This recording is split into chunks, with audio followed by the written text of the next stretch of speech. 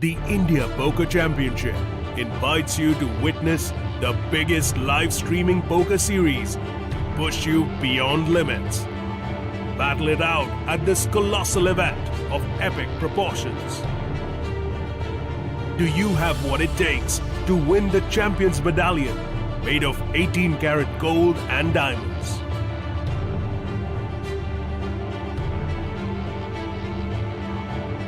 Are you ready to go all in for greatness? Get ready for the Final Table Series from 16th to 23rd November, only on SpartanPoker.com.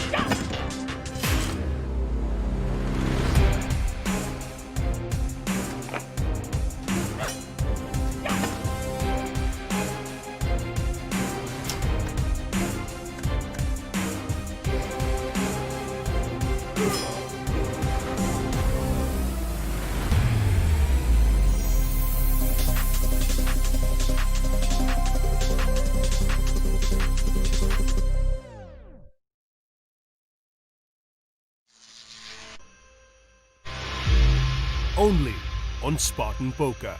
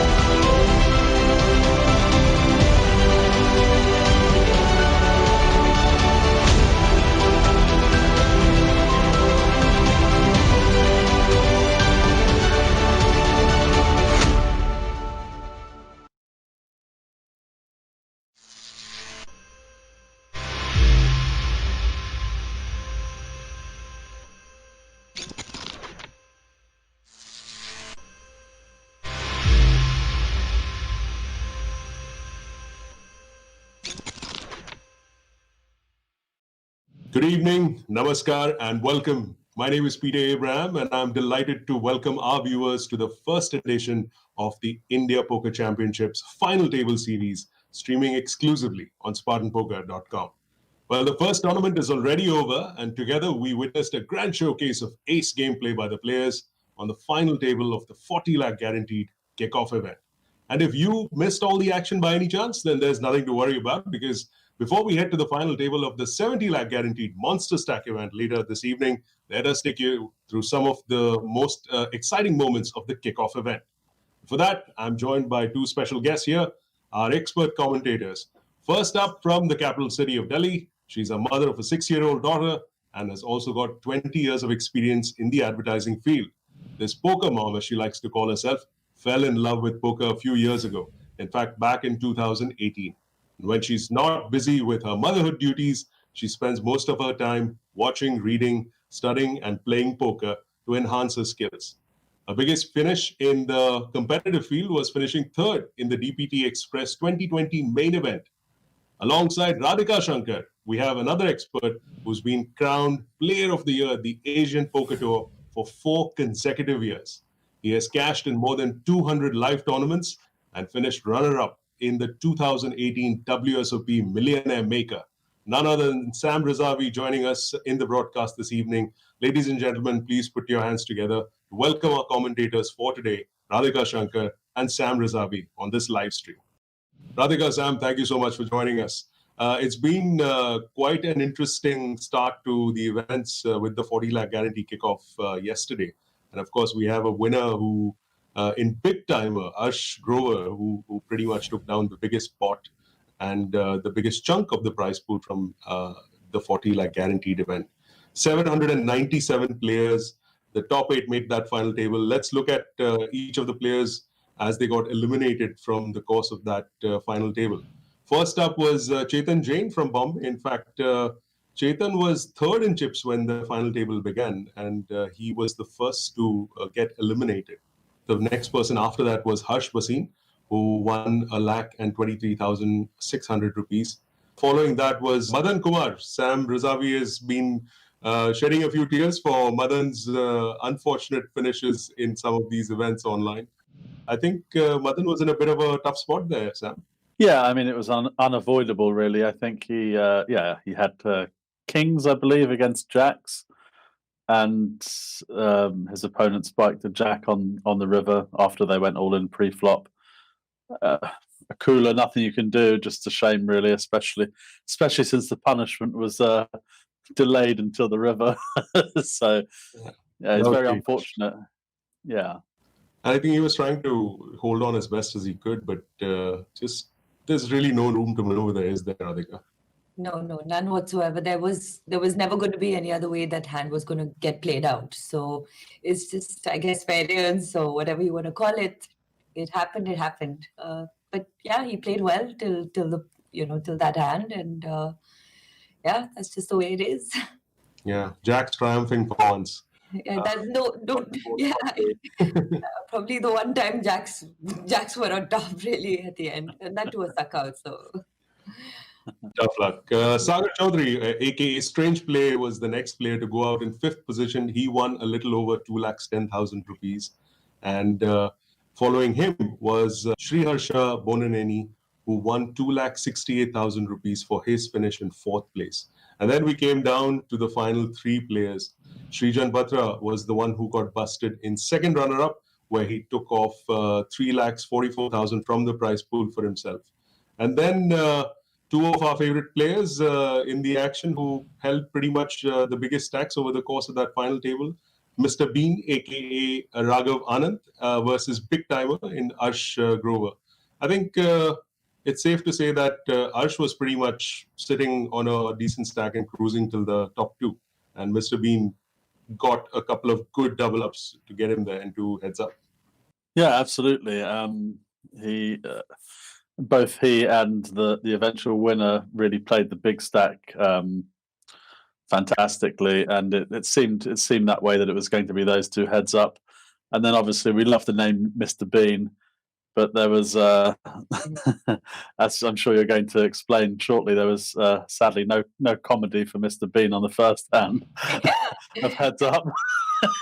It's amazing how that heads up finished in one hand. It's like, whoa, what just happened there? Yeah, I mean, we had gotten in touch with Arsh, the winner, eventually, and he was like, "It's the sickest way to get to a title that you have a set situation in the very first hand of the heads up." I think it was 3s versus 9s. The Threes 3s, versus nines. and Ash had the 9s, and there was an ace-9-3 flop. Oh. It was just brutal. Once that flop opened up, we were just wondering when. Which street is it going to be? It's a real cool. It's sometimes nice to get to a heads up of the tournament and be able to just close it out straight away. Even though it's unfortunate for the player on the receiving end, it's sometimes nice as a player that when you grind all night, you suddenly get that surprise finish and you can just get off to bed or register for some more tournaments. Yeah, that must have been a bit of a relief. I think anyone who gets into the final table, no matter what kind of stack you're in. I mean, Radhika, you finished in the top 3 in that DPT event. You'd happily have taken a set over set situation, winning it down outright. And No, actually, I did end up busting on a 2-outer. I mean, he clipped a set on the river, same thing. Yeah, and I had 2 pairs on the flop itself. wow. Pretty So, yeah, I was destined to happen. All that happens, but yeah. But that's the thrill about poker, right? Like the unknown. Yeah. King on one day, Joker the next. Yeah. Raghav basically finished in that unfortunate way for him, taking home 4.81 lakhs for his efforts. And our winner, Ash Grover, aka Big Timer, a young player from the north of India who's been doing really well across all of those virtual and live felts. And he scored one more title to his name in this final table of the 40 lakh guaranteed FTS 2. With that prize money up top, which is a little over 7 lakhs, Arsh has not only shipped that title, but he's also got an 18-karat gold medallion along with the winner's certificate and a gift hamper from Spartan Poker and the IPC. Now, what's in the past is in the past. We've got a schedule of more than 20 events in the FTS. So let's look ahead to the next one, which is today's feature tournament, the 70 lakh guaranteed Monsterstack event, which is FTS tournament number 5. So what are your general thoughts on something which is probably much more deeper than the DGen Fest, as Sam called it, of FTS 2? I think we should see a little more play in this one, Sam. Yeah, I mean, I was literally just taking a look at the stack sizes, 4.42 million. Taking a quick guess, it looks like the average, if you work it out, the average stack is somewhere around 23 big blinds. So the final table that we saw yesterday, we had quite a few players that were sub 10 big blinds. So there should be much more play in this one. So it'll be interesting. We might get through at least 2 cups of coffee in this one today. So yeah, expecting a bit more action, hopefully to see a bit more play down the streets as opposed to seeing big pre-flop all-in decisions. So yeah, it'll just be a nice change from yesterday's table. I could be totally wrong and suddenly it's over again in half an hour. Who knows? Yeah, we could just be surprised all over again. Now, just to quickly brief our viewers, and of course, to refresh our commentators' memories as well, we saw a massive registration of 649 entries in the Monsterstack event. And the finalists who have battled through this wide pool of players are these 8 players that we're going to tell you from top to bottom in terms of chip stacks. First up, leading the pack is Abhishek Gubba, playing under the name Poetic Injustice and Poker. I don't think there's a more apt name than that. So Abhishek sitting in on the top of the counts with 4.4 million in chips. Not a bad situation to be in, chip leader, going into an event like this, with the biggest stack. Although our second place in the chip counts is not doing too badly with a little over 4.1 million. Always nice to have that lead there, right, Sam? Considering you have a bit of a momentum going in. Yeah, of course. I mean, it's always great to go into the final table with a nice chunky lead. you can look at it two ways. So one, you got yourself in a good spot. The other, you're in a position where it's kind of, you're set up potentially it's your tournament to lose. So there can be that hanging on you as well, that you have to try and keep yourself at the top of the counts throughout. But it's obviously always great to go into a final with the chip lead, have the momentum, and really be able to take control of the table. Yeah, but he's got to be a little careful, poetic injustice as it were, because Sai Krishna Pandey, who's second in the counts, is not too far behind, just a little over 4.1 million in chips there. And Sai Krishna Pandey is a 26-year-old, we've been told, from Visakhapatnam, which is towards the eastern side of India. We've not had a lot of representation from that part of the country till now, so it's nice to see another player from out there. Now, in third chip position is a gentleman from Jaipur. He's 32 years old, and he plays as Vati. This player is called Vatsal Srivastav, and he's got a stack of 2.1 million in chips. And then there's Parth Agarwal, who's got 2.1 million as well, playing as Pufferfish from New Bombay. And a familiar name finally for me anyway, in Siddharth Singhvi, who plays under Peter Punter. He's got over 2.0 million in chips. I think Siddharth is probably one of those guys who would look at himself as a contender, even though he's in the middle of the pack, because he's got the experience. He's won a bunch of titles in live as well as online at Spartan Poker. So I think Radhika, he'd probably want to be, not too disappointed that he's in the middle of the counts. I don't think he has much to worry about if he's confident of his gameplay. It's just a matter of one hand, and all the stacks could change. Like we saw yesterday as well. We didn't expect the FT to finish up so early. I think anything can happen in that sense. One quick early double up, and he could be the chip leader within 5 minutes of the FT, and other things could happen as well. So I think it's going to be exciting. Yeah, it should certainly be exciting. Following Siddharth Singhvi is Rohit Agarwal, playing under To The Streets with 1.8 million in chips. Again, a little bit towards the other half of the country. So some more representation from that neck of the woods by Rohit Agarwal. Now, the next player I'm particularly interested in because Ashish Parekh, who plays as You Got Bluff, sitting with 1.7 million in chips. It might not seem a lot, but Ashish Parekh is actually scored the first title of this series. He is the winner of FTS #1. So I think that should give him plenty of confidence being in a second final table here, Sam.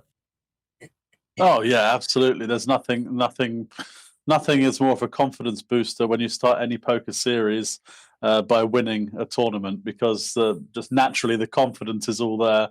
It's not only the confidence of having won a tournament and bringing that momentum to it, it's also the fact that we don't know people's situation, but the fact that you've already won some money, you're not really probably going to lose. You're not on the course to be losing because you've already padded your bankroll. So all those factors play into it when you come into a final table with that confidence. And I'm sure he has the experience, 17, 18 big blinds as well. He might be near the bottom of the counts, but it's certainly a totally playable stack. And yeah, I think he'd be one to look out for sure. Yeah, I mean, like Radhika has mentioned that, it could just change in a matter of minutes, in a matter of hands, in fact. But just going along with what Sam said, do you also, Radhika, feel that, once you've had a little bit of, not necessarily a win, but even getting into the money to a fair extent, that sort of loosens you up as a player and sort of makes you make more moves, or does it make you more irresponsible?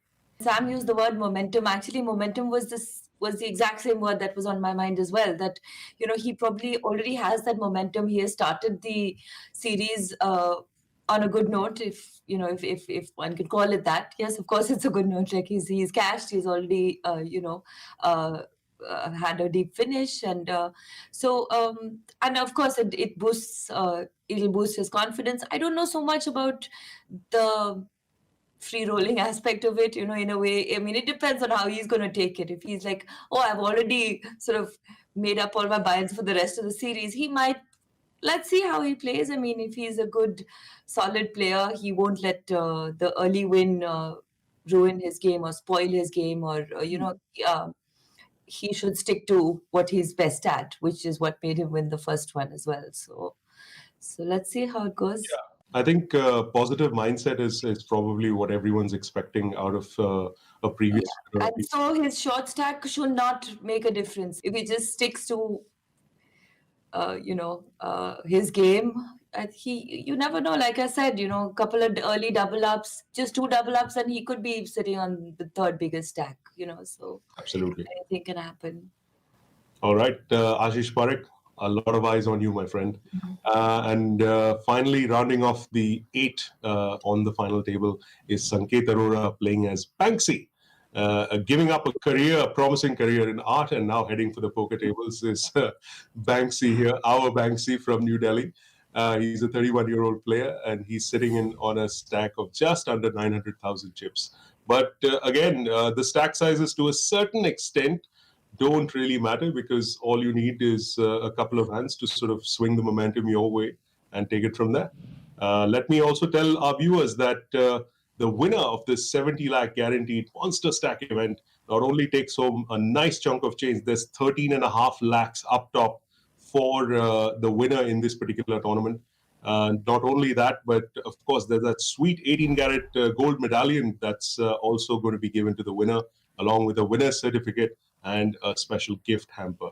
So without any further delay, let's get started with the 70 lakh guaranteed Monsterstack tournament, brought to you by the India Poker Championships Final Table Series.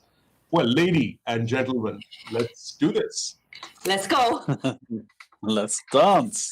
10, 9, 8, 7, 6, 5, 4, 3, 2,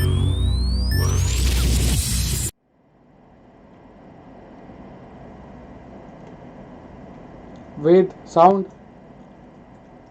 Ready.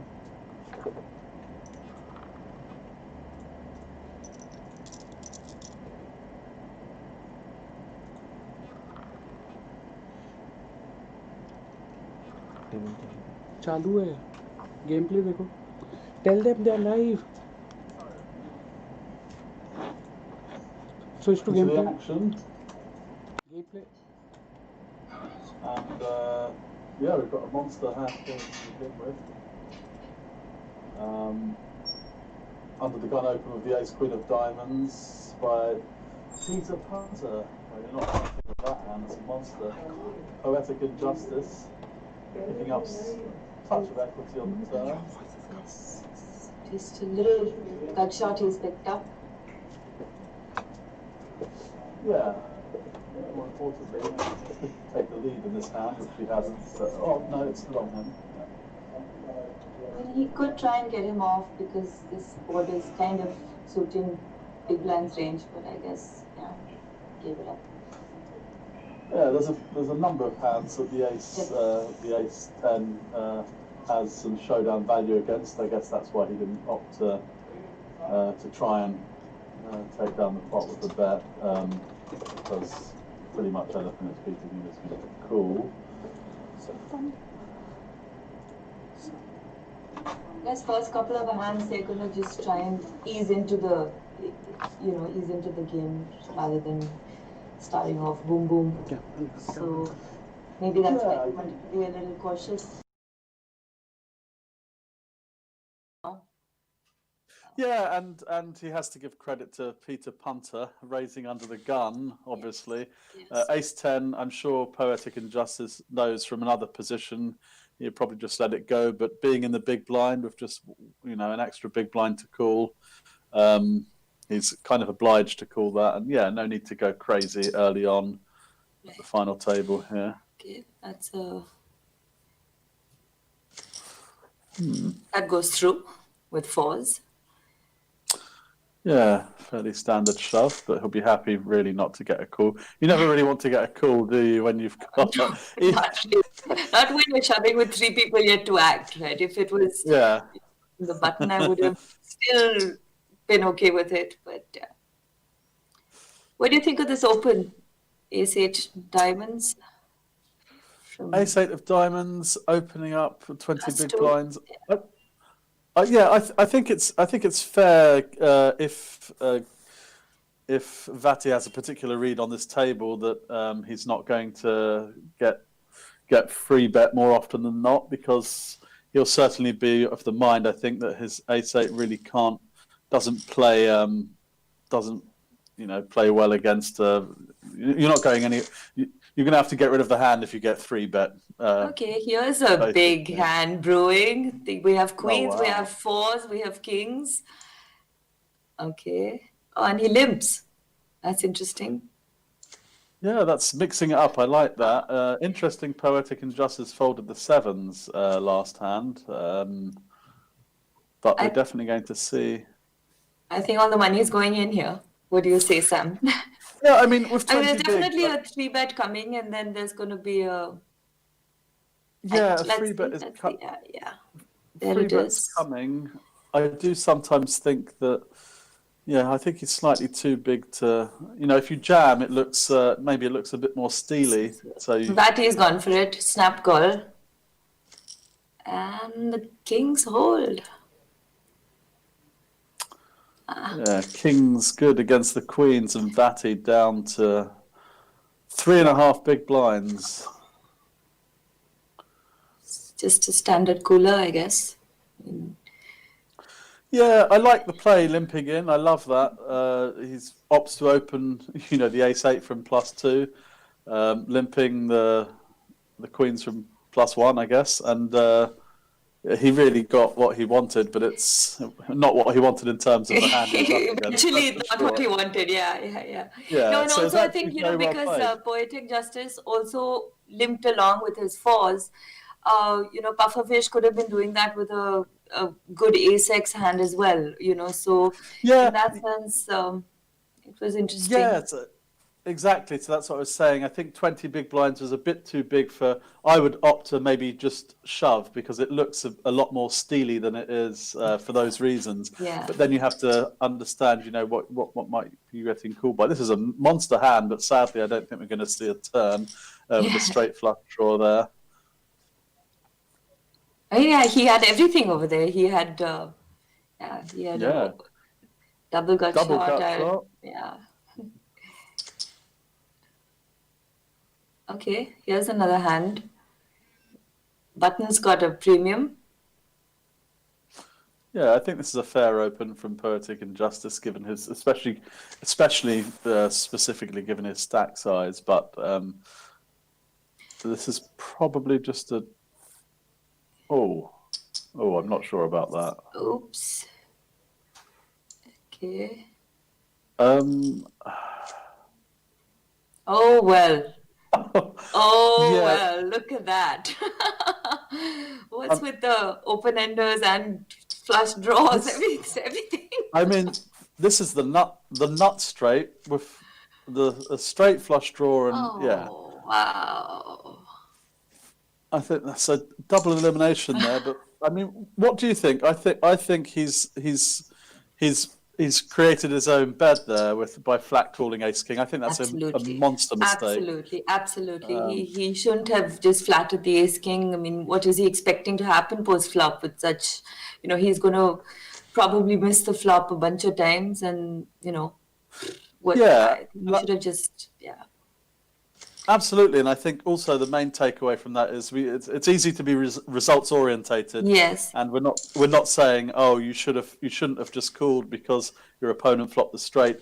Given all the factors, you want to get it in. I mean, what if Poetic Injustice had a legitimate hand he could call you with pre-flop, and like the Ace Jack, if you Ace Queen and you get it in, when you flat with the Ace King and it comes King High, you may not get paid when you could have got paid as well. There's a lot of factors, but double elimination. So we're already down to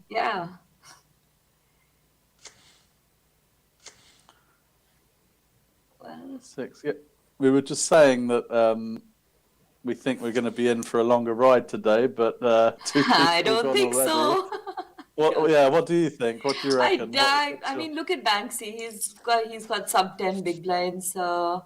to the streets, hasn't played a hand yet, but I mean, yeah, he's pretty short as well. He's pretty much hovering around the push-fold range as well. So yeah, but the others are pretty deep. There's 60 big blinds, 44. These whoever manages to pick up the short stacks, I think we'll have some amount of deep play for maybe after these couple of these two.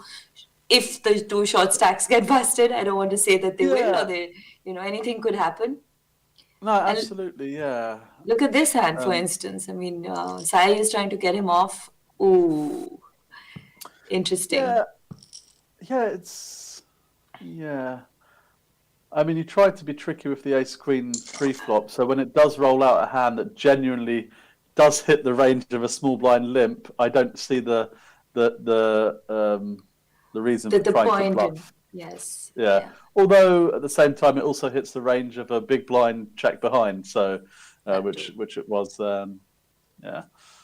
He was kind of lucky to actually hit a queen on the river, because he might have had to go for another, picking up showdown value if that flush completing with the straight already out there. And he did have the ace of clubs in his hand, so maybe he felt that the small blind couldn't, maybe didn't put him on a club draw. Or, I mean, yeah, but there was so many other things happening on that board. So so with the queen giving him all that showdown value, it probably stopped him from taking another massive stab on the end. At it, yeah. He just I'm saved guessing himself. calling 8 million on the turn, he probably would have given up, I guess. So yeah. Okay, that's a bunch of. Poetic Justice seems to be picking up all the hands right now, so it's kind of it's pretty one-sided. Yeah. But this is an easy. Oh, okay. Oh, that's interesting. How do you like this? How do you like this?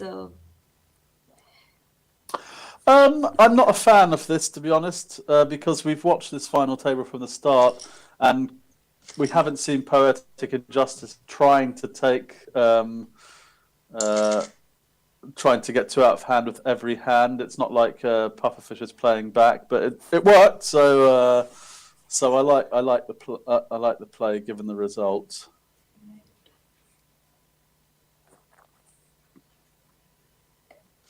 I think, okay, Banksy is waiting for a good hand, I think. Fair enough. Yeah. King 10 sort of on the cusp. When you get six-handed, the value of King 10 goes up much more. And if you don't pick a hand in the blinds, you're going to be down to five bigs, which... Okay, he's picked up a hand in the blinds. Yeah, I mean, the patience has paid off. Yeah.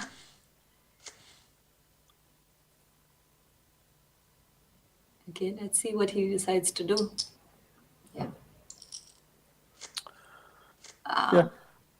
Okay. Yeah. I think it's interesting that it's definitely a candidate for, you're not folding the King Queen. Given that, taking a look at safe stack size, I think you could have gone with the option of flatting and then shoving all in on the flop, just to maybe fold out all those actual ace-x hands that beat your king high, because he's not folding pre-flop, but for him to call off 6 blinds when his stack now is only at that 18, hand, yes, he started the hand with 18, and then to call off 6, and it did not gone his way. I mean, I felt it was a slightly thin call. Is 6 off? Was it 6 or 7? Yeah. I mean, ace 7. Yeah. Yeah. Not possible to fold, really. Once he's opened, he can't really fold that. And yeah, I mean, it's pretty standard. From any other later position, the King Queen is certainly ahead, so you get it in for value. Look at what we have here. Look at what we have here. Oh, again. Again. Peter Punter. Peter's going to get punted, I think. Yeah, this hand, 6. Let's see how this plays out. Okay. Wow. I don't know. I don't know if this is tricky play with the kings or cautious play. I mean,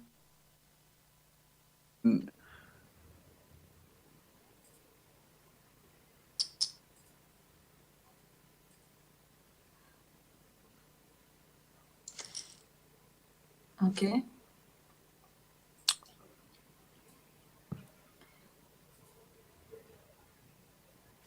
I mean, would you? I mean, he's got pretty much a pot-sized bet behind. I think he should just, I mean, yeah, 14 bigs and there's, yeah, there you go. He's now getting called. Well, Yeah, that's a good fold. Yeah. I think definitely in that situation, shoving is optimal. It makes me feel like Poetic Injustice actually has a pair that is more connected with that board, like probably up and down on the turn and whatnot. So right. protect your hand. Yeah, and if he get had it come in. along with a weaker ace, like an ace 8 and ace 7, or something like that, he could have. I mean, maybe that's Yeah. what he wanted to induce a call from. Or maybe, I don't know. Yeah. Yeah, I think. Yeah. I mean, Poetic Injustice saved money at the end of the day, but I think optimal with Peter Punter opening under the gun off of that stack size, you've got to give him credit for a strong hand. So I think value was missed by the Kings. In hindsight, he saved money, but value is certainly missed pre-flop by just flatting with the Kings. And what ended up happening is that Sai came along to see the flop as well. So, you know, because he was getting a good price because Poetic Justice just flattered the raise. Yeah, exactly. You don't really want that to happen too often. You're weakening your kings a lot more every time you do that. That's absolutely right. Not only are you not charging the under the gun player for seeing the flop, you're also giving someone in the big blind a free shot at cracking your kings as well. But yeah, I like the tricky play, but not so much in that situation. Let's see what Pufferfish decides to do. He decided to set mine, I think. Yeah. Hey guys, I'm going to jump in and hi Peter. Question. Peter has mentioned too many times in the course of this stream, so I thought I'll just get in quickly and do a quick contest. Yeah. We're giving away a free ticket into FTS number 10, which happens tomorrow evening. And all the viewers have to do is answer this question. Who was India's first ever solo WSOP bracelet winner? Who was India's first ever solo WSOP bracelet winner? You need to basically give your answer before 8:30 p.m. Make sure that you tag India Poker Championship on Twitter. And as far as the hashtag is concerned, you need to add hashtag FTS to your answer as well. So make sure on our Twitter handle, @India Poker Championship, hashtag FTS, your answer and your Spartan ID. And if you're one of the lucky winners, you will get a ticket into tomorrow's 10 lakh guaranteed FTS number 10. Good luck to everyone who's entering the contest.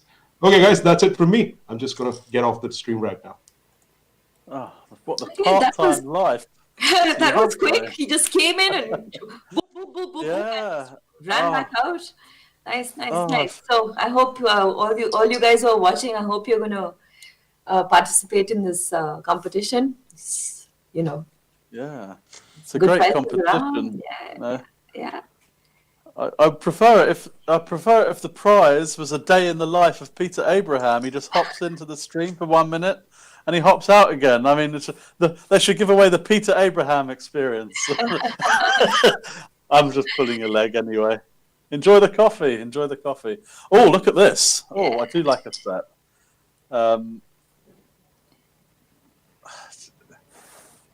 It's just unfortunate for Poetic Injustice that Peter Punter, literally, this is a board that you can call one street, but you don't have any sort of backdoor possibilities and completely whiffed the board, and it's just, poor Poetic Justice just didn't get anything for hitting that set. But just look how he's running really hot. I mean, what do you feel? I mean, at this point when there's 5 guys left, couple of stacks there are 2 big stacks, there are 2 medium stacks, and there's 1 shorty. What do you feel, Sam? What do you think is going to happen in the next half an hour, maybe? Yeah, so I feel To the Streets is definitely going to play that really very tight pick and choose game because you can't open anything.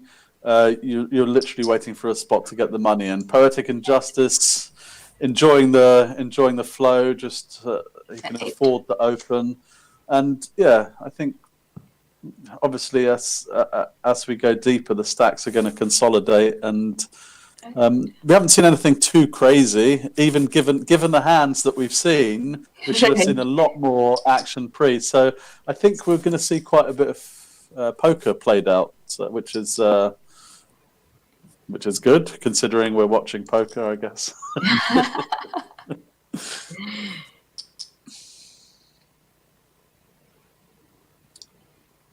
This is a fantastic value bet on the end here. Yeah, I was just looking at his sizing. Yeah. Yeah, I think I was just gonna say, I think Streets has finally found his hand. Absolutely. Under the gun, 9-handed, maybe not, but there's 5 players here. Absolutely correct. That should be the end of the hand. Yeah.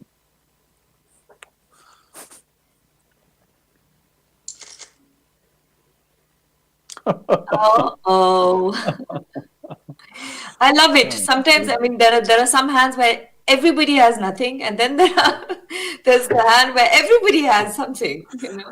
And look at this again. And the great thing that might work for Said's hand here is if To the Streets decides this is a spot for a shove pre, and he has 8-8 is going to probably isolate. There's no way he's going to expect Safe to. I mean, 14 million he can flat. It's the same thing, but that's. And we have a set over set. I mean, yeah, he managed to get the 3 on the turn.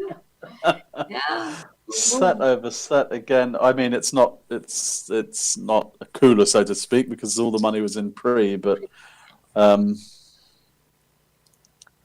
looking back, I think I made a mistake with the isolation. The 14 big blind shove is probably a bit too much to call off. So the idea of isolation is irrelevant because you're not even calling. So right, and also because Sai was sitting with a 45 big blind stack right behind him. So yeah, well, that's there.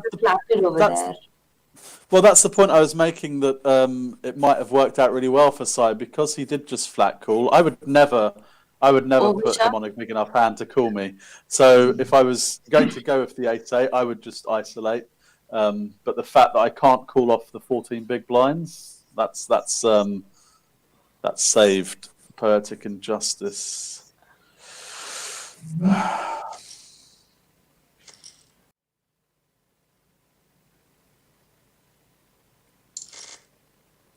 Well, clearly I've been shamed enough by Sam Razavi that I have to make a more permanent appearance on this stream. One more move.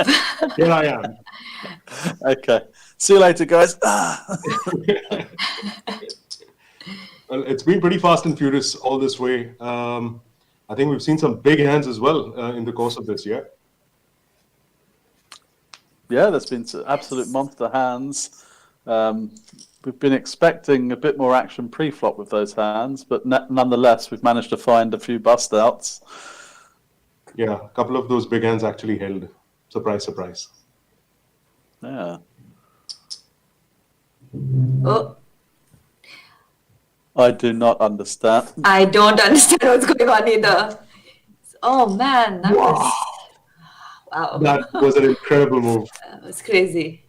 I can tell you now, I've been playing poker for nearly 15 years, and I won't even comment on that because I don't know what happened there.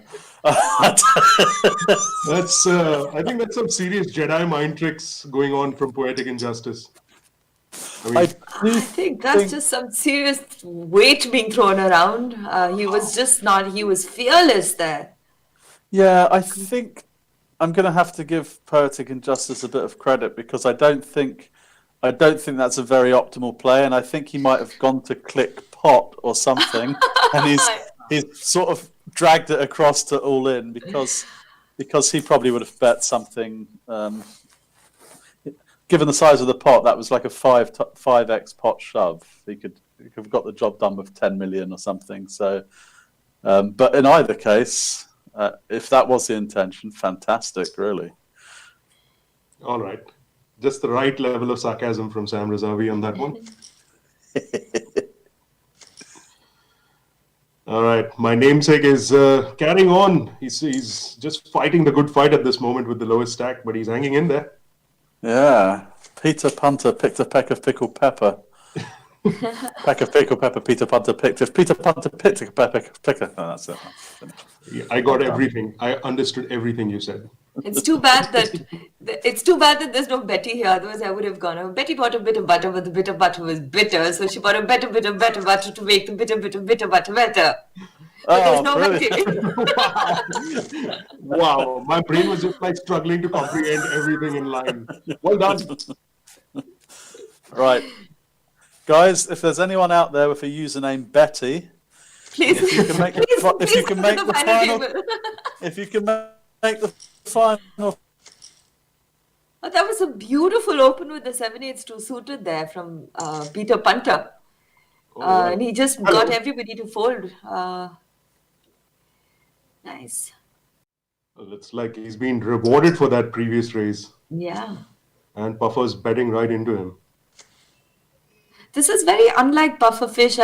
He hasn't been opening these I mean, he's played pretty tight till now. This is a very weird 10-7 off. That flop might have enough of a scare. If Puffer bets out here, I think Peter Punter is going to have a bit of a decision. I definitely see him calling one street. I mean, he's not going to always fold to the king. I mean, just because there's a king there. So, I don't know. Ooh. What just happened? There's an ace of spade that's come up on the turn. Oh, right. No, so he called it. Like, He did, Peter. yes. Yeah, he called. Yes. So, I didn't see the stack changing. So. All right. I think they're going to both just, check. Wow. Unless, let's see It if would be Peter Punter insane. can. Yeah, it would be insane if It Puffer would. gets this pot down. I mean, he just needs to fire maybe a third of the pot, and it might Yes. do it for him. Yes. It's not like he's wanting for chips either.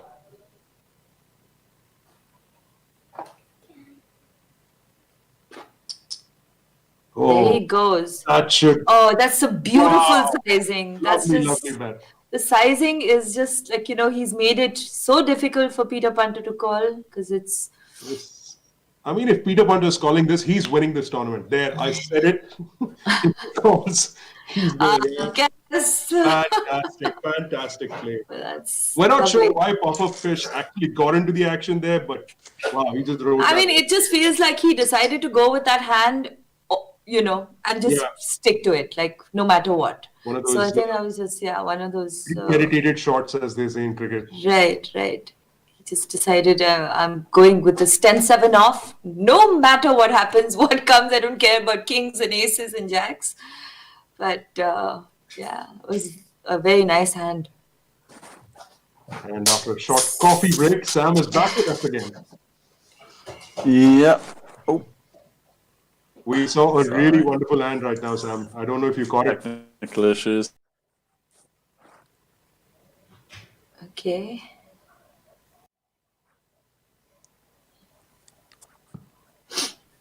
Pufferfish with a flush draw, and Sai, who's hit his ace, let's just put a little bet out there of 1.2. He's picked up a gutty as well. He's picked up a little more Fortune equity. favors the brave right now. Oh, one big blind. I don't understand this play. I don't understand it. There you go. He knew the flush was coming. This to him. I mean, Yeah, come he's on. like, here, take it. Wow. It's charity, yeah. I huff and I puff and I blow your chip stack down. And Yeah, I think unfortunately, he's gonna get called as well. He's gonna get that 8,000. I think Sai is gonna call. I just have this feeling. Yeah, Because I think. Yeah, sorry. Continue. no. Go on, Sam. Go on. No, I was going to say I think he'll call it because and it's his fault really for betting so small. Well, that's a good fold, but that is a good fold. when you bet so small, you give far too much odds for a random jack or queen to be calling there. So it can easily be a bluff. The hand has not been defined because you haven't put enough money into the pot. If he bets 4 million on the turn, you can say, okay, the guy's got a king, or he's got a 10 jack, or blah blah blah. When you're betting one big, and giving someone 7-1 on their money, you're just going to randomly call with queen or jack high. So when that 8 rolls off on the river, you don't legitimately put on that hand because the hand has not been defined. So I would have paid it off, and it would have been my fault for betting one big blind, but it was actually a great fold. Yeah, I think both Radhika and myself, when we caught the start of that, very inexplicable line of betting, but he saved himself right at the end. Yeah. I mean, it just, the betting just doesn't make sense at all. Do see that happen pretty often across some of our fields. I mean, I never understand why some players do that. This one big blind bet, it just doesn't make any sense. Yeah. I wonder if there's any misclicks in a row. So yeah, I think we can't attribute everything to a misclick. Yeah, I mean, these guys are at the final table and the top final 4 of a very, very, very large player pool. So they do know what's going on or what they're doing. We have to give them. Okay, that's so interesting. Okay, did you see what just happened? He just bluffed Poetic Injustice off with an 8 high. Yeah, with an 8 high. Nice. 8 high like a boss. 8 high like a boss. Well, we got a winner for our first contest. Kush 044 and the Bluffstar with a D are the winners of this particular first contest that we just ran. And of course, the answer of the first Indian to win a solo WSOP bracelet is Abhinav Iyer. So Kush 044 and the Bluffstar are the winners. We'll have another contest coming up for you shortly. So stay tuned. My pretty face is going to throw out one more free ticket for FTS 10. Over to you guys. Right. King 10 is going to be an open. I don't know why he's changing his. The first thing I noticed is that he's changing his open sizing with the. I mean, he just a little bit, but yeah, I mean. He's gone from sort of a min raise to almost a 3x there, I guess. Yeah. No, and even between just in the two hands, he changed his sizing. One was 32, and the next one was slightly more than was 32.4 something. So he is using his bet slider, I think. I like the jam from Peter Punter because. Four-handed, it's fairly strong. Poetic Injustice needs a very strong hand to be able to call, and if he does call, he goes from first chip position to last. So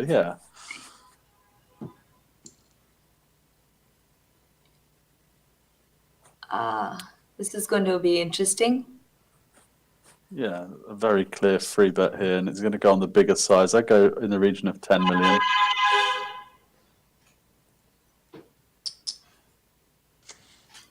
Bang on, Sam. 10.5. You've played a little poker before, have you? Yeah, have you? Only on a Sunday. Okay. This is definitely a fold from Peter now. It's frustrating, and same from Puffer. Did you ever see Peter maybe shoving over there and going in for a flip, or do you think that was a good fold eventually? I think the only way I would shove the fives is if I was expecting a fold, and I wouldn't be expecting a fold here. You can't be. Yeah, I would never. I don't like getting my money in those situations personally. Anyway, if the free bet had been on the smaller side, and I was suspected that he's up to shenanigans, I might then 4-bet jam, thinking that I also have some, a lot of fold equity, and I might just fold out the hands and pick up a nice pot. But So what do you think of this ace, the flat from the ace queen, rather than 3-betting? No, it's a clear free bet for sure. They all seem to be playing on the slightly cautious side for some reason. See, again, he's just, oh, well, this is all right. Oh, one must streak have- too late, my friend. That must have worked. This turn card, if Poetic Injustice did that 50 million on purpose, this is going to cost him 50 million this turn. So. He gets there. That's insane. Wow. This is an all-in for all sorts of reasons. Well, Sai has actually surprised us before, so you never know. Yeah, I mean, this is an all-in from Poetic, but whether Sai calls is a different issue. But this is the danger, again, unfortunately, of playing these monster hands so passively. And there might just be a frustration call here, I don't know. Well, it is his tournament life. It's got to give him some thought. It is one-carded to a straight as well. On cutty end as well. I mean, there's a lot of hands here that are beating a bear queen top. I don't know. Yeah, there's a ton of hands that beat us here, and he's gone into the tank, and I can understand why. Yeah. I mean, it's on the face of it, it's actually a good fold. Given. So Sai is finding very good folds, if you notice. But some of his, had he been a bit more aggressive pre-flop, it would have gone bet, re-raise, and on the turn, there would have been enough in there to put Poetic Injustice to the test for all his money.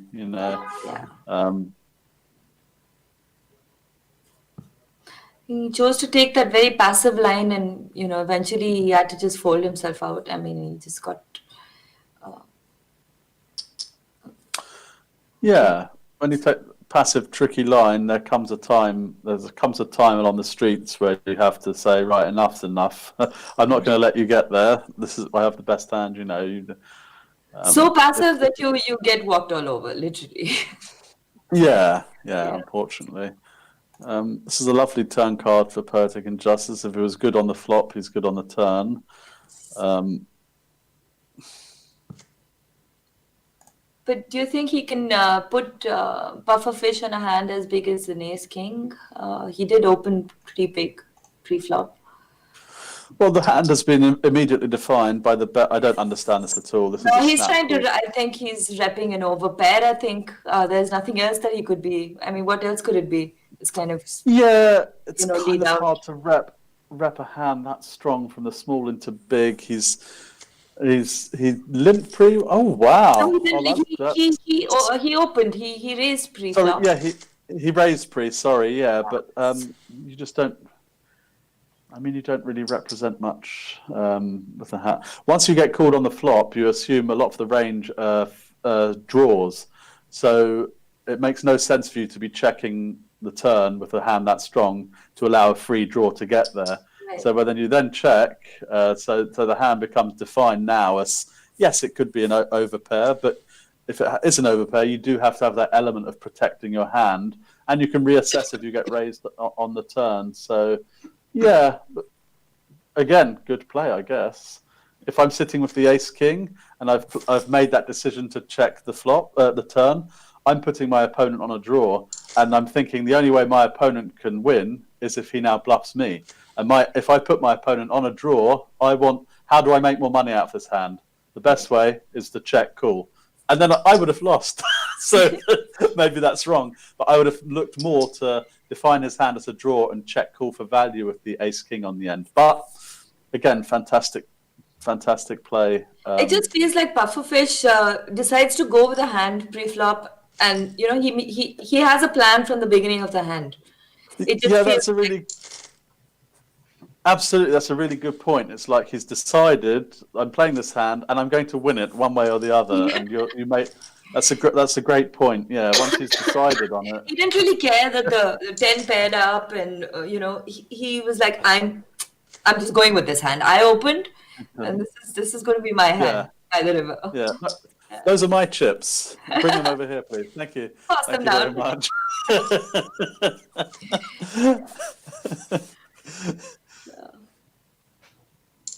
Okay, what's interesting is it's been about 20 minutes maybe. We've been four-handed, so that's kind of nice. We're getting to watch a bunch of poker, unlike last night, where everything happened zip zap zoom. But and it's nice. Everyone's I wouldn't even say hanging in there. They're fighting for the lead. Especially between Poetic. I keep calling him Poetic Justice. I forget that it's Injustice. Okay, Poetic Injustice. And Pufferfish are not letting go of their chip lead. Peter Punter's finding the perfect spots to put it in. It's nice. I think if Poetic wins this tournament, he won't care what anyone calls him as long as he's got all those keys. Well, it's time for another contest. We already announced the winner of the previous one. Here's the second contest.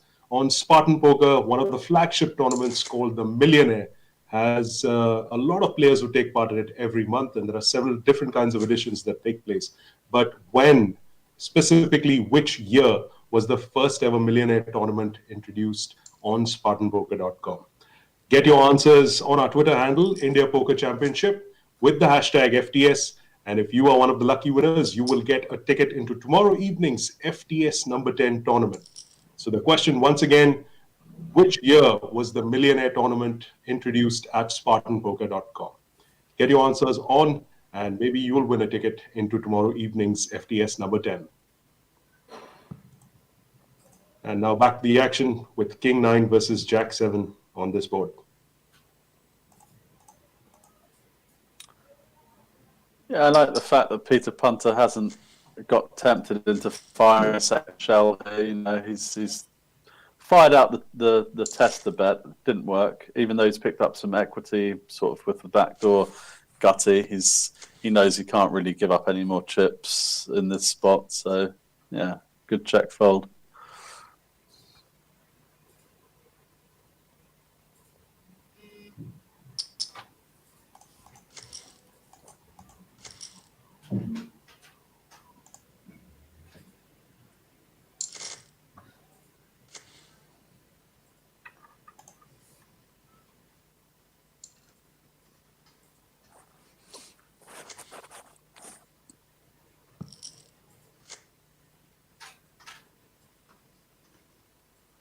Any reason why you think Pufferfish decided just to limp? I don't understand from the button.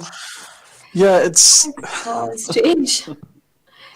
It's been. I can't imagine the reasons for this. I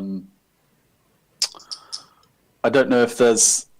I'm really just stabbing in the dark. I don't know whether he's really wants to see a flop with ace-4, and if he gets free bet, if he limps, it's going to cost him much cheaper to see it. I'm not sure. And then, it's a mistake not opening these hands, because you can, you're just giving free. Like, I don't know why the small blind hasn't. See, unless Sam, again, I'm going to predict something. Did you see the way he he's repping a weak hand. See, he did it again. This is very interesting. He limped in with the ace-4 on a ace-king-queen board. He managed the short stack. I mean, he managed to induce the short stack to re-raise him, which he flatted. It's something very interesting going on with Pufferfish's play. Yeah, I think if that's the intention, it's good if you limp with those raggy aces, because when the ace comes, you're hoping that down the line your opponent might bluff. That's one decent strategy.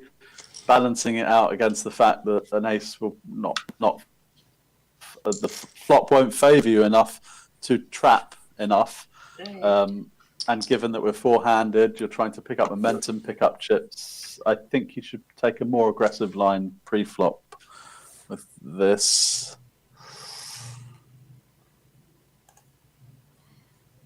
This is an easy shove.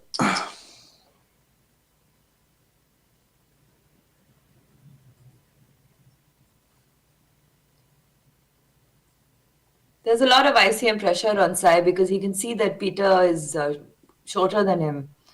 So I think he might choose to, wait it out for a better hand. Let's see. Yeah, the ICM is definitely in play there. It's the pressure isn't too much considering that there's not that much gap between himself and Peter Punter, and then also there's a huge gap between them two and the other two. Yeah, so the ICM is really relevant only for fourth place money, I guess. But in either case, yeah, with the threes, I think if he had a stronger hand, he would have gone with it. But it's frustrating when you have a hand that like threes and you have to open it and then you get jammed on and you can't call.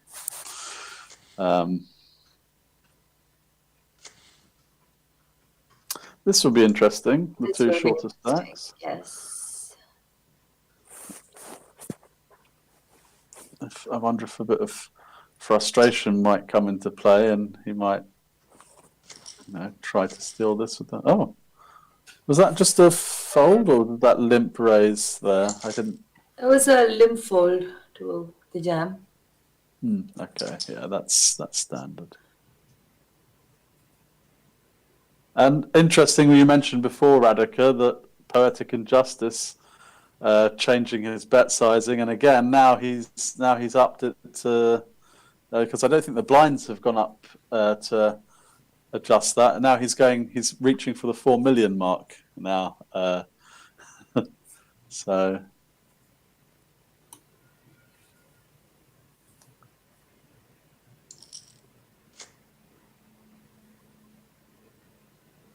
I don't really like this call too much from the S3 out of position.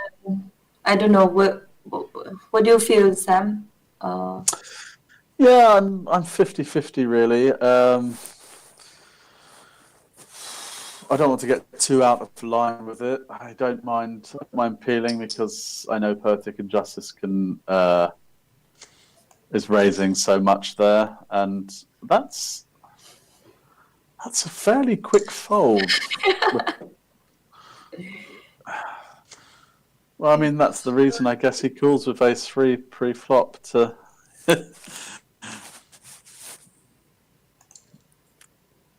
He's putting Poetic on a premium sort of on a range which I don't know.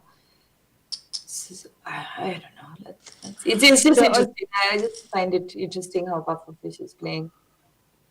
Yeah, I think he's picked up on the fact that Poetic Injustice doesn't seem to be, with respect, doesn't seem to be making many moves. Is playing snug. I mean, I can't see how many hands have gone to showdown, but he seems to be playing sort of ABC fit or fold poker. So if you've got a player that you think is playing like that, you can obviously start increasing the range of hands you play, because now into your game comes the fact that there's a high percentage of the time that Poetic will miss and try to and won't necessarily stab at the pot. And if that information, you're privy to that information, you can now use that against Poetic to exploit.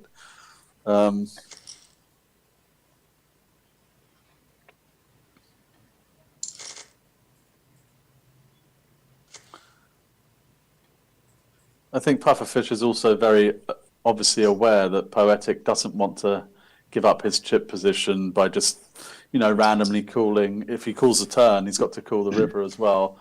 Given that they're in such a strong position with their chip counts, he needs to really have something of decent value to be calling off and giving up chips.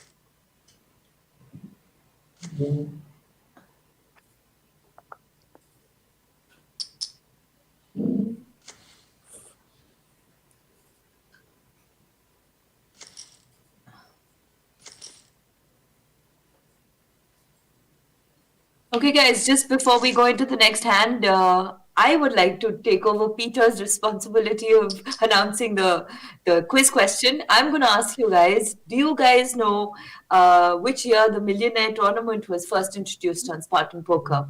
And if you do, then you need to send in your answers really quick. Where I don't really remember that, Peter will fill you in on. I've forgotten where you have to send your answers to, but please do send them soon because there's loads of tickets up for grabs. So, yeah. When was the Millionaire Tournament first introduced on Spartan Poker? Which year? Mr. Hand, something happened there, right? Tens versus sevens, and it all went in pre-flop, and now Pufferfish and Say have.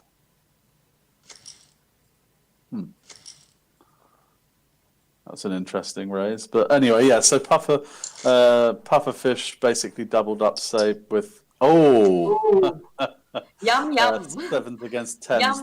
Yum. Yeah, this is just the beginning of often what is a downward spiral, because now when this goes in, Pufferfish isn't folding. It's just unfortunate, really. You cannot fold this four-handed. And, he's picked up, a queen or a backdoor spades. And, that's pretty unfortunate for Pufferfish, because I kind of really liked the way he was playing till now. I mean, he was mixing it up a lot. Two hands, and I mean, that's poker for you. Two hands, and he's suddenly gone from 70,000 to 70. Yeah. I mean, yeah. It's just.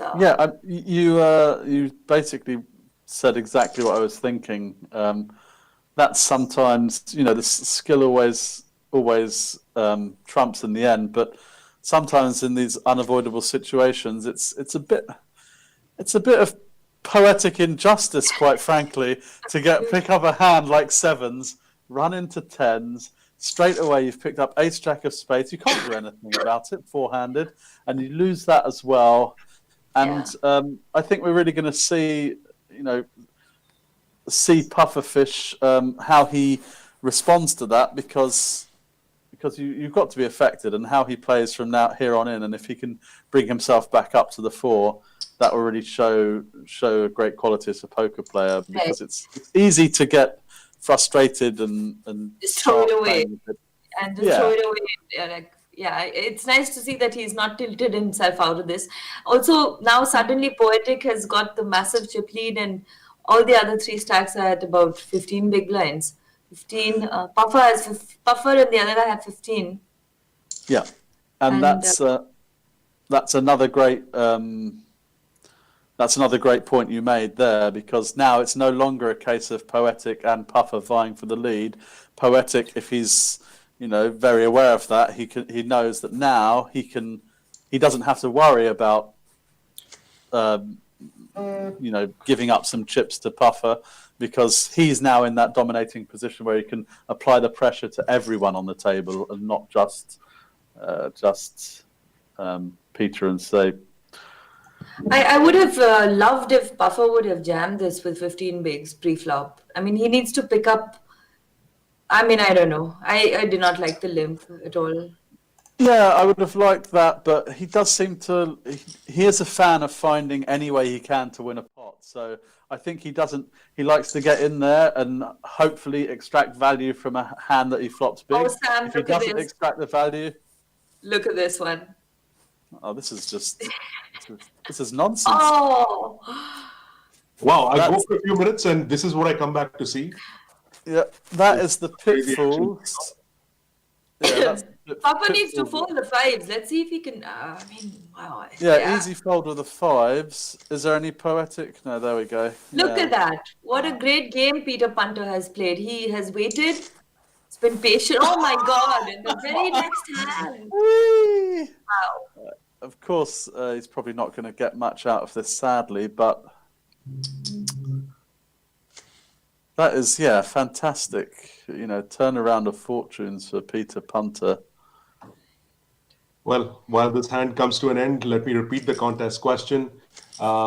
Which year was the Millionaire Tournament introduced on SpartanPoker.com? Get your answers on the Twitter handle IndiaPokerChamp with the hashtag FTS. and make sure that you get your answers in as soon as possible, because we will be announcing the winners of this in a matter of the next maybe 15, 20 minutes. So in which year was the Millionaire Tournament introduced on Spartan Poker? That's the quiz question. And if you're one of the lucky winners, you get a ticket into tomorrow evening's FTS 10 tournament.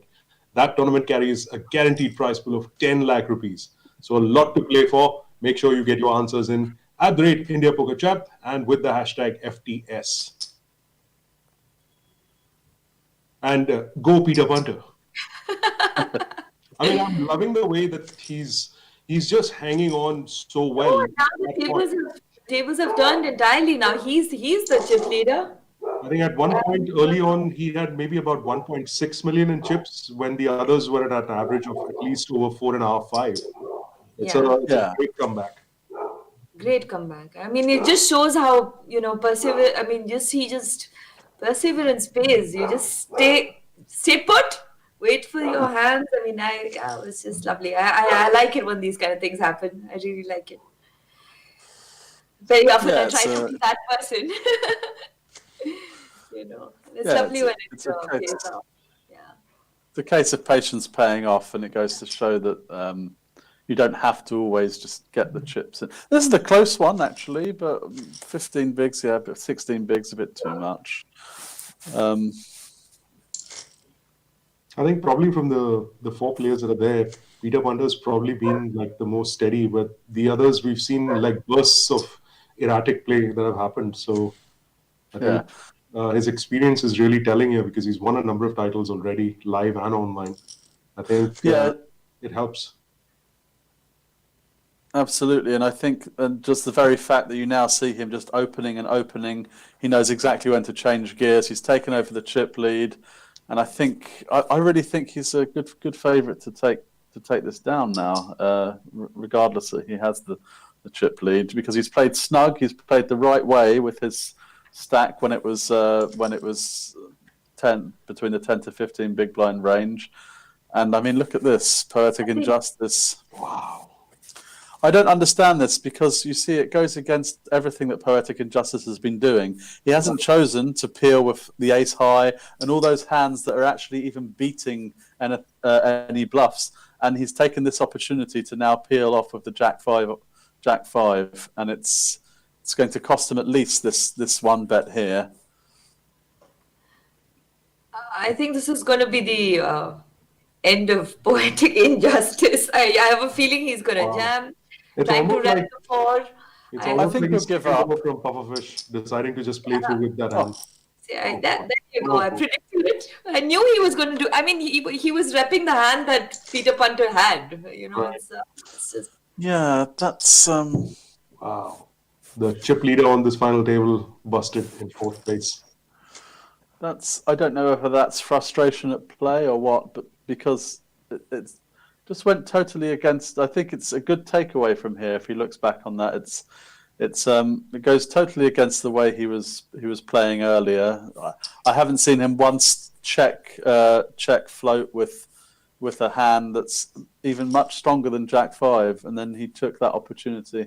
It's very strange, but especially because minutes ago you said that he's playing snug, he's aware of his chip lead, he's not going to go and give it away, and then exactly. Then a couple of hands and the entire dynamic has changed at the table. The entire everything has just flipped. And it kind of shows the difference, I think, between Pufferfish, because the same happened to Pufferfish. He lost a bunch of chips, but he seems to have immediately composed himself. Okay, move on. Yeah. And I think, we won't dwell on it. It's it is what it is. It is what it is. If he didn't have specifically the 4, I think it would have turned out to be a good play, but not on this occasion.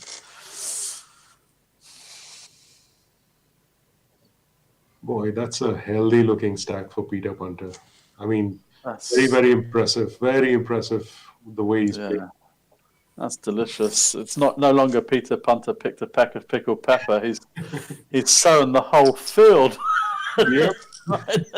It's harvest time now. I'm coming for you. I'm coming for all your chips. That's right. The farmer's in the house.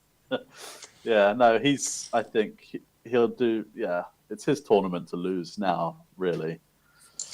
Yep. If you want my honest opinion, I think safe unless he ramps up the aggression. He's shown a lot of tendency to be very passive. I think the between the two, Pufferfish is the more likely one to stage a comeback in a situation. But we've only just really started the free-handed, so Say may up the ante. But certainly the more laid back, passive play is not that we've seen earlier from Say. It's not going to work free-handed, and gears need to be changed. And one more little observation: if we have a hand wherein Peter Punter is not involved and the other two shorties get into a hand, and one of them takes it down, then suddenly, the heads-up play will be almost, because it'll become like a 70-120 kind of stack, and then then the heads-up could be very interesting, as opposed to if Peter Punter eats up the smaller stacks. Yeah, absolutely. So I'm kind of hoping the two short stacks this is like this kind of a hand. It's interesting, two pairs, and let's see what happens. Yeah, it's definitely going to be a bit more money put into this pot. This will show Pufferfish's class here if he can get away from this hand. I can't see him betting big like he used to do when he bluffs, because he knows he's got showdown value. You can't possibly really be winning with the jack here. Fantastic fold. You see a lot of players in that spot just I call just give up. Yeah. That's Do you think that the size of the bet was important there? That just below pot, right? Yeah, No, it's just below pot. Close to 7 into like 9-ish. Oh, it looked like 6.5 and 4.5. 6. Anyway, sorry, my eyes are not that great, but the queen changed things slightly as well. So I don't know if it would have been any different if the river was a brick, but that was a good fold there. So. I do believe the players have. We're just going to wait for confirmation, but it's possible that the players are talking through a deal. We're just going to check with our team at the game end. In the meantime, if you answered the question that I put out a short while ago, we have a winner. It was 2016 when the Millionaire Tournament was introduced on Spartan. And the people who got that right are Snehil99 and Boss Babe. So lucky winners for the FTS 10 tournament ticket for tomorrow evening, that 10 lakh guaranteed prize pool that's in there. 2 tickets going out, 1 each to Snehil99 and Boss Babe. We're just waiting on confirmation about whether or not the final 3 players have decided to do a deal. And I think I'm a touch surprised, but fair enough. There were 2 relatively even stacks and 1 really big stack. Peter just taken this down, as a matter of fact. Yeah, I think it's interesting if you are discussing a deal to be aware of your position. So Peter obviously is in a great spot, given that he's got twice as many chips as the other 2 players combined. Right. I believe, right? So. We're still looking at getting that information, so we're going to take a quick break while our team gets back to us on that information. We'll be right back.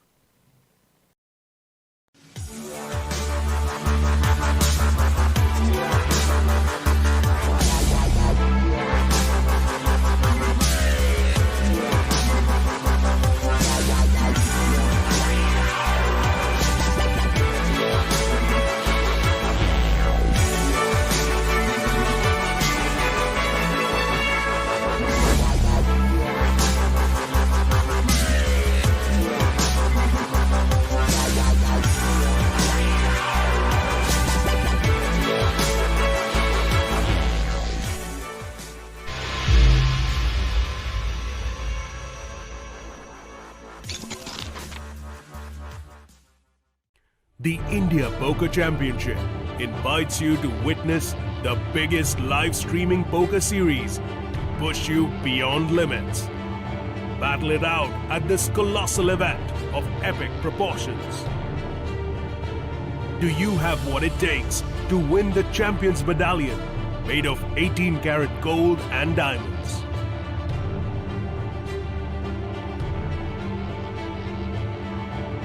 Are you ready to go all in for greatness? Get ready for the Final Table Series from 16th to 23rd November. Only on SpartanPoker.com.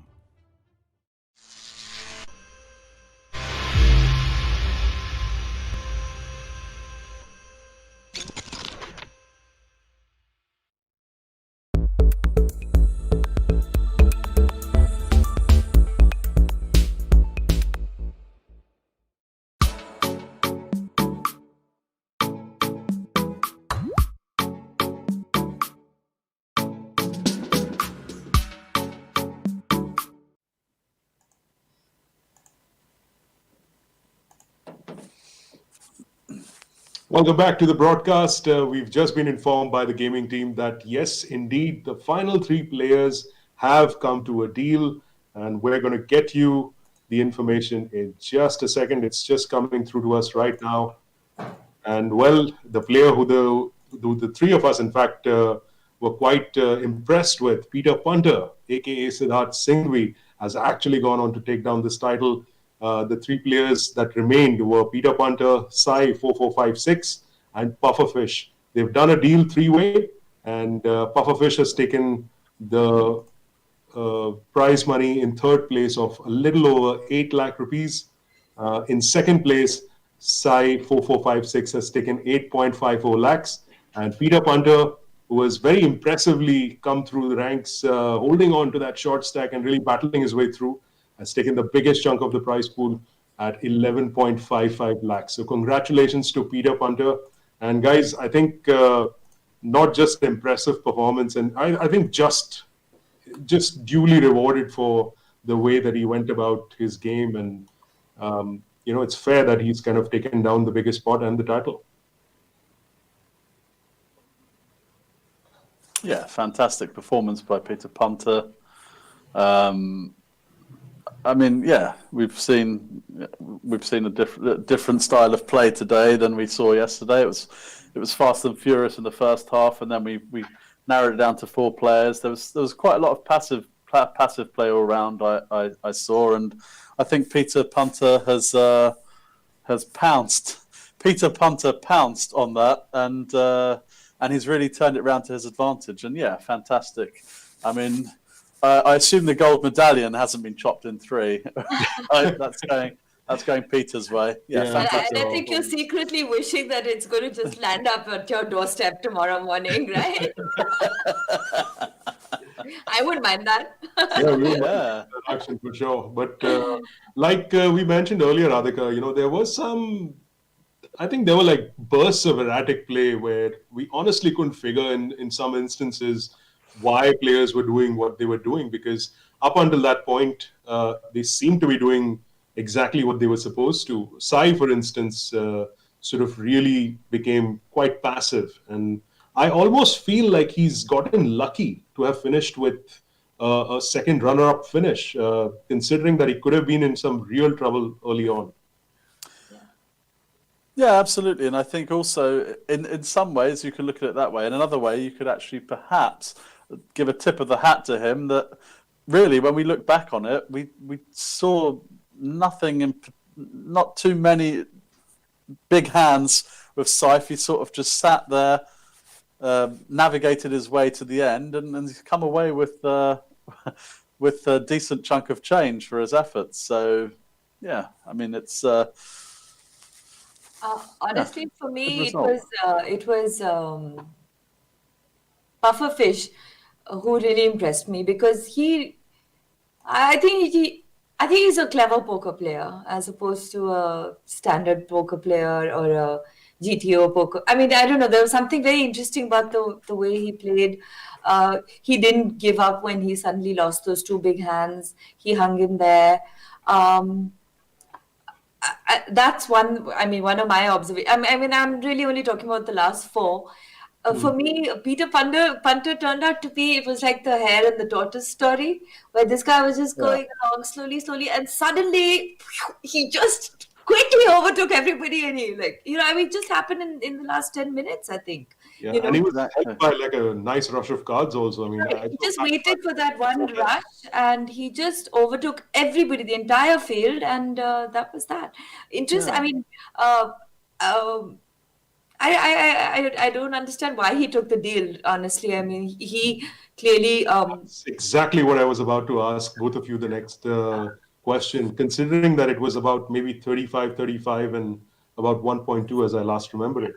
That seemed like, I don't know, I'd wait for at least one more elimination because you right. could kind of see that coming. I know, So, and also I feel he needn't have taken. I mean, I don't know. I'm nobody to judge or to say that who should have done what. But if I were him, I wouldn't have taken it purely because I proved my worth already, right? Like I already showed that I can hang in there and I can take this down. So when you've gotten almost there, why are you going to just give it up just one notch below the final? Before the pinnacle. Why would you do that? I wouldn't do that. But that's okay, to each their own. And I mean, at the end of the day, he did win. He does get the gold medallion, so I guess it's all right. yeah, I mean, it doesn't matter what we say if the guy at the end, who's got all the chips, pretty much it doesn't matter what anyone else has to say about it.